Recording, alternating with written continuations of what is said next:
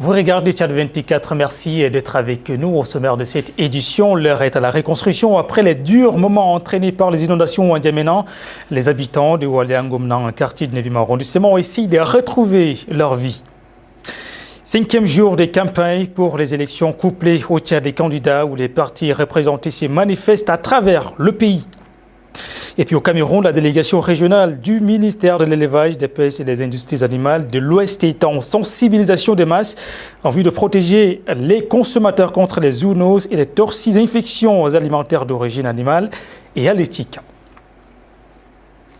Bienvenue une fois de plus si vous nous rejoignez. C'est la reconstruction qui commence à Oualiangom dans un quartier du 9e arrondissement de N'Djamena touché par les inondations. Ces inondations qui ont fait de nombreux dégâts matériels. Les habitants essayent de retrouver leur vie. C'est un reportage d'Adoum Prime Kamis. Au quartier Oualia, alors que les eaux se retirent, certains sinistrés qui rejoignent leur demeure se retrouvent face à un autre défi. Leur habitation imbibée puis endommagée par l'invasion des eaux leur pose de sérieux problèmes. La fraîcheur hivernale les dépasse envisagées pour la reconstruction de leur habitat, les hante et les plonge dans les souvenirs de retrouver leur vie d'avant. Pour de nombreuses familles, la situation est alarmante. À peine arrivés chez eux, ces sinistrés ont émis un cri d'angoisse. En première position, on a lutté sérieusement par rapport à la digue. Et l'eau, la digue a cédé. Nous sommes devenus des victimes. Beaucoup des ONG étaient venus nous recenser, prendre des renseignements, le nombre de maisons cassées. Personne n'est revenu nous voir. Actuellement, nous sommes dépourvus. On a mis les familles un peu à l'écart comme ça, à l'abri des moustiques, n'importe quoi comme ça. Maintenant, on s'efforce à venir fabriquer un peu pour faire quoi qu'on doit le faire pour mettre nos familles dedans. Sans attendre un secours des organisations humanitaires et du gouvernement, d'autres sinistrés se sont engagés à refaire leur abri. Parmi ceux qui ont décidé de réarranger leur domicile, les étudiants semblent être en première ligne. Celui-ci a donné un exemple assez rare en commençant à aménager son domicile. Un étudiant comme je suis, je n'ai rien à faire, je suis obligé de laisser les études pour continuer avec mon boulot à la maison parce que je ne vais pas dormir sur les arbres ni dans l'eau. Donc je déplore vraiment mon sort. Au début, plusieurs associations, ONG, le gouvernement et les personnes de bonne volonté ont élevé leur voix en faveur des sinistrés d'inondation. Leur bouffée d'oxygène n'a été un leurre pour ces personnes sortant des affres d'inondation qui ne comptent que sur leur courage, leurs moyens et leur détermination. En N'Djamena, l'Office national de la sécurité routière ONASER, en partenariat avec Sogesatom, a mené ce 12 décembre sur l'axe Goudi-Djarmaya une caravane de sensibilisation des conducteurs sur le respect et principes du code de la route. Les explications de Soulé Charlotte. Ma route, ma responsabilité, tel est le message qu'on peut lire sur les t-shirts des agents de l'Office national de la sécurité routière suivis de ceux de la société Satom Sogea lors de cette campagne. Dès 9h, les deux équipes menuent des spécimens communicationnels dans lesquels sont consignées des mesures à prendre quand on conduit.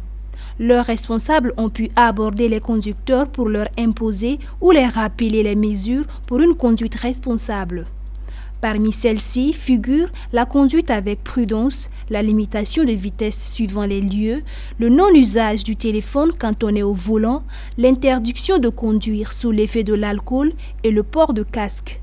Attentifs de recevoir ces consignes, les conducteurs ont exprimé leur impression. Trouver les gens de l'ONASER pour faire la sensibilisation concernant le code de la route, l'accident, parce qu'aujourd'hui, dans notre pays, les gens n'appliquent pas le code de la route.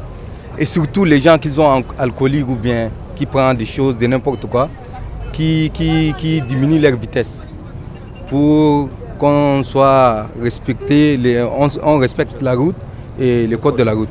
Et en plus, je voudrais demander aux gens de l'agence pour les bagages, concernant les bagages. Et ils augmentent leurs bagages parce que ça va être risqué. Si la voiture tombe, ça n'engage pas et ça cause des morts et de quoi. J'ai retenu. Il faut surtout, quand on conduit, il ne faut pas communiquer. Parce qu'il ne faut pas utiliser le téléphone. Parce que j'ai connu cet accident presque 3 fois au sein de communication. Quand je me suis rendu compte, je voulais virer, il y a quelqu'un derrière moi. Je n'ai pas été prudent parce que je suis en train de parler. Cette initiative de l'Office national de sécurité routière vise à inculquer aux conducteurs l'éthique, les valeurs, les principes et une discipline appropriée et des qualités nécessaires afin d'être un bon conducteur. Il annonçait à l'instant au Cameroun dans le but de faire barrière aux infections alimentaires. La délégation régionale du ministère de l'Élevage et des Pêches et des Industries animales de l'Ouest a engagé le 11 décembre une campagne de sensibilisation en vue de protéger les consommateurs contre les zoonoses et les toxines-infections alimentaires d'origine animale et halieutique. Joël Godimana, notre correspondant. La délégation régionale du ministère de l'Élevage, des Pêches et des Industries animales de l'Ouest Cameroun a engagé le 11 décembre 2024 une campagne de sensibilisation en vue de protéger les consommateurs contre les zoonoses et les toxines-infections alimentaires d'origine animale et halieutique. Cette campagne a pour but d'examiner scrupuleusement les produits alimentaires animaux et halieutiques mis sur les marchés en cette période de fin d'année 2024. À cet effet, une caravane régionale de sensibilisation a été lancée à Bafoussam. Selon le Dr Jonas Temoua, délégué régional du Minépia de l'ouest du pays, il est question d'éviter tout cas d'incident. Éviter tout cas d'incident lié à la consommation d'une denrée de mauvaise qualité aux populations de la région de l'Ouest pendant cette période charnière, que vous le savez bien, c'est une période où la demande en ces denrées-là est très forte et il n'est pas aussi exclu que des acteurs véreux puissent mettre au niveau des espaces marchands des denrées de qualité douteuse. Ils doivent être d'abord les premiers acteurs de leur propre santé, s'approvisionner à la bonne source, de ne pas aller chercher de la viande peut-être dans des abattages clandestins que nous ne pouvons peut-être pas maîtriser, mais qui s'approvisionnent de la viande sortant des abattoirs parce que les inspecteurs ont travaillé en amont, mais également qui seront au niveau des espaces de commercialisation pour continuer le contrôle de la qualité de ces denrées-là. Appuyé par les administrations sectorielles de la plateforme nationale, Une seule santé et la communauté urbaine de Bafoussam, cette sensibilisation vise à renforcer les capacités de tous en matière de bonnes pratiques de traitement, de manipulation, de conservation et de présentation hygiénique des produits alimentaires. Et on reste avec Joël en marge de la 6e édition du Forum Midday, organisé sous le patronage de Sa Majesté le roi Mohamed VI à Tanger au Maroc du 27 au 30 novembre dernier. La Guinée est compte marquer un tournant décisif en s'affirmant le pays misé sur l'exploitation des ressources minières. La Guinée s'est illustrée en pays déterminé dans l'exploitation de sa richesse en minerais lors de la 16e édition du Forum international Midday qui a eu lieu le 27 au 30 novembre à Tanger sous le thème « Souveraineté et résilience vers un nouvel équilibre mondial ». En effet, en présentant les opportunités d'affaires que la Guinée dispose, le Premier ministre guinéen met en avant les richesses minières pour penser à un devenir meilleur. La Guinée est le pays qui a le potentiel bauxitique le plus important au monde. Et nous avons une exploitation minière de brut d'environ 100 millions de tonnes par an. Et nous sommes en train d'insister et de tout mettre en œuvre pour qu'il y ait une transformation de la bauxite à l'intérieur du territoire national pour avoir plus de chaînes de valeur. Lors de cette édition des Midday 2024, l'Afrique est au centre des intérêts avec la possibilité des partenariats alléchants. Ceci avec des projets en énergie renouvelable qui pourraient booster les économies et lutter contre certains problèmes. La Guinée se positionne d'ailleurs comme un acteur majeur dans la transition énergétique. Nous avons souffert récemment d'un déficit de production d'électricité. Nous sommes en train de pallier ce déficit en investissant dans le voltaïque. D'ici la fin de 2025, avec l'aide de Dieu, nous aurons une production qui pourrait atteindre au minimum 800 MW sur le plan du photovoltaïque, sans compter l'hydroélectricité qui est extrêmement abondante. Avec un énorme potentiel agricole et hydroélectrique, la Guinée est un grand exportateur d'électricité. Le pays possède les plus grandes réserves mondiales de bauxite et les plus grandes réserves inexploitées de minerais de fer à haute teneur, ainsi que de l'or et des diamants. Son sol fertile, avec des fortes précipitations, est la source de plusieurs fleuves ouest africains, y compris le fleuve Sénégal, le fleuve Niger et le fleuve Gambie. Et dans le chapitre spécial campagne cérémonie d'installation du bureau de soutien dénommé Force Jeunesse d'intervention rapide au service du candidat Abbas Dida Mamat, candidat du parti Mouvement Patriote du Salut à l'élection législative dans le 3e arrondissement de N'Djamena. Cette cérémonie couplée au lancement des campagnes électorales du candidat a lieu à Ardèche-du-Mal, un quartier de la ville, Pafinguré-Omer.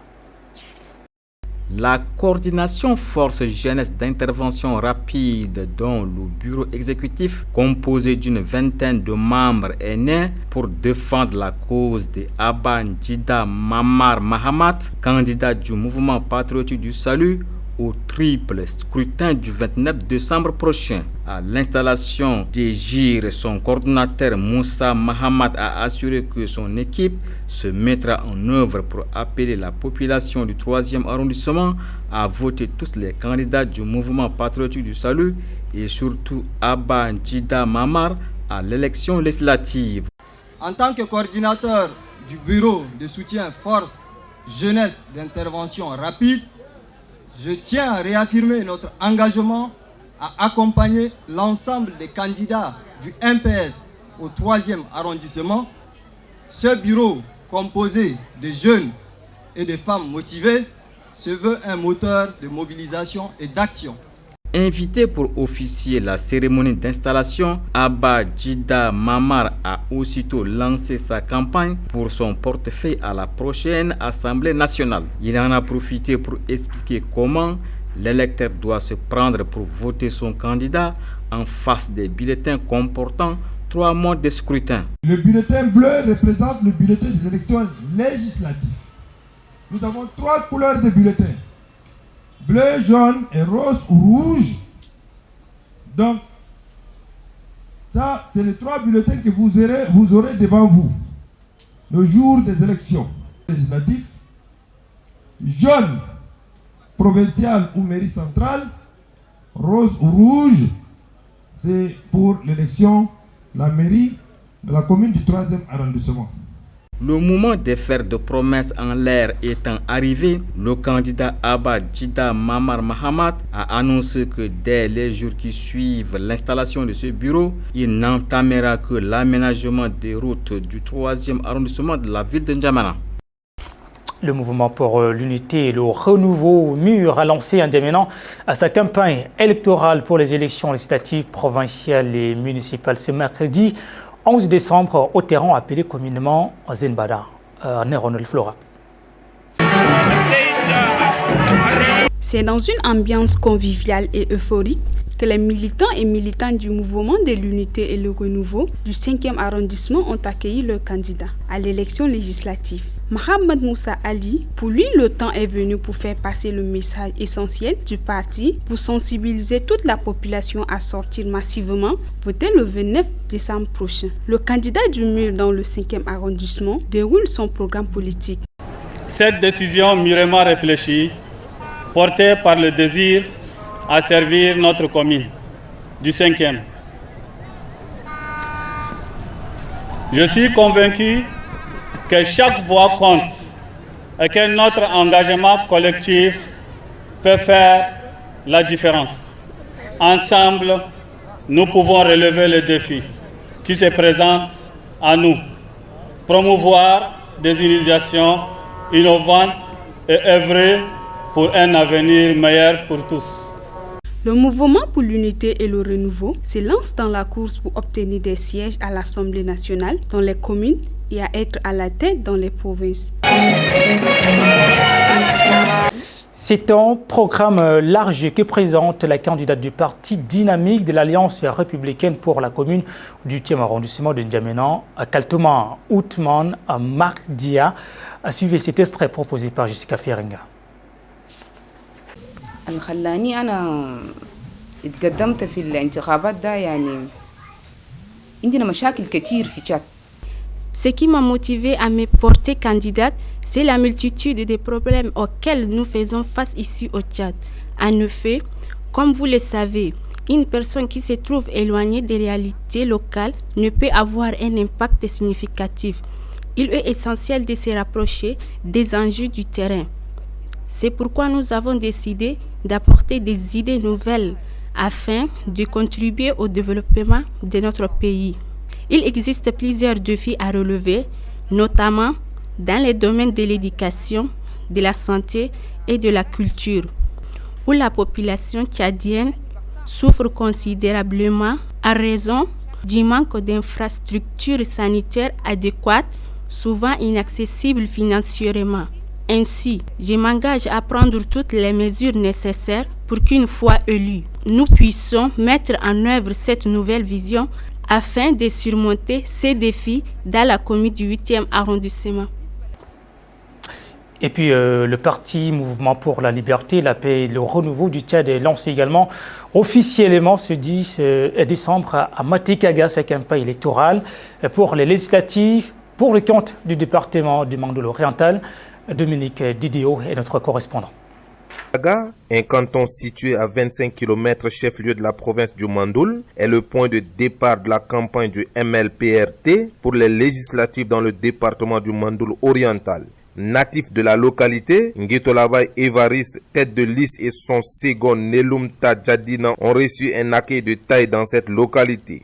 Après un temps de joie à travers différents pas de danse de toutes les couches socio-professionnelles en signe de reconnaissance et d'accueil de leurs filles et fils, le président du comité d'organisation Asmaj Deni a saisi l'opportunité pour présenter le parti et ses attentes à son auditoire tout en l'invitant à demeurer vigilant pour faire le choix du MLPRT le moment opportun. Kongar Edmond, secrétaire général provincial du parti, estime que le temps est venu pour le changement et que la vision du MLPRT met en lumière le développement humain. Évariste Nguetolabay, candidat du MLPRT se prononçant devant les siens, a fait le tour d'horizon des réels problèmes qui minent la communauté qui sont entre autres l'injustice, la pauvreté, le manque d'infrastructures, les conflits intercommunautaires et autres, avant de demander le suffrage de ces derniers pour faire des plaidoyers en vue de trouver des palliatifs. Nelumta Djadina, quant à elle, s'est focalisée sur les problèmes d'entrepreneuriat féminin, les manques des infrastructures sanitaires et scolaires. C'est pourquoi elle invite chacun à faire le choix du MLPRT, car son programme politique aborde ces sujets et il faut donc une adhésion massive. Quelques témoignages soulignant le manque de sérieux de certains hommes politiques sont relevés avant de promettre accompagner le MLPRT pour les victoires aux législatives dans le Mandul oriental. La démonstration de la technique de vote pour éviter l'annulation des bulletins est faite pour amener l'électorat à bien faire le choix le 29 décembre prochain.